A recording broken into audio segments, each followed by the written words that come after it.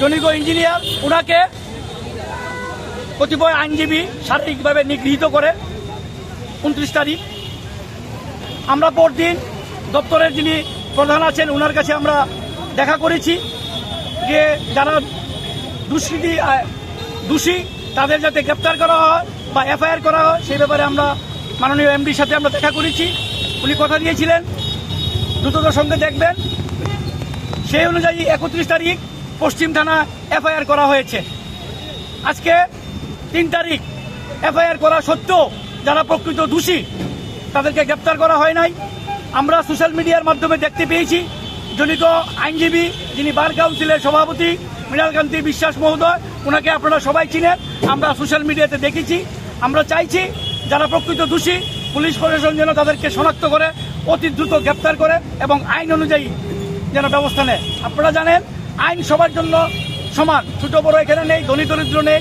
ভারতবর্ষের দুটা রাজ্যে এখনো বর্তমান এবং প্রাক্তন মুখ্যমন্ত্রীরা জেলে আছে।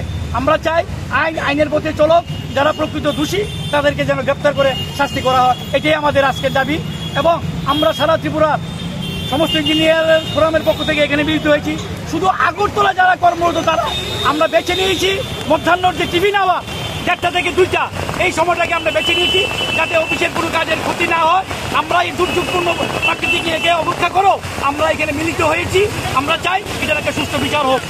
যদি তারপরও গ্রেফতার না হয় তাহলে আপনাদের কি পদক্ষেপ থাকবে? আপনারা দেখেন এখানে 150 থেকে 200 ইঞ্জিনিয়ার এই প্রাকৃতিক দুর্যোগকে অপেক্ষা করে কিন্তু হয়েছে। এটা তো মাত্র একটা ট্রেইলার, পিকচার তো আমি বাকি এটা শুধু আগরতলার। আপনারা দেখবেন আগামী দিনে আমরা কি করি, আমরা সেইভাবে আমরা প্রস্তুতি নেব। আমরা এই বার্তাটা আপনাদের মাধ্যমে দিতে চাই যে পুলিশ প্রশাসন আছে, দেখি ওনারা কি করে আজকে পরবর্তী সময়ে আমরা সেভাবে সঠিক পদক্ষেপ নেব এবং আপনাদেরকে আমরা সময় মতো জানিয়ে দেবো। যে ইঞ্জিনিয়ারকে করেছে ওনার নামটা, দোষীদেরকে অবিলম্বে গ্রেপ্তার করতে হবে।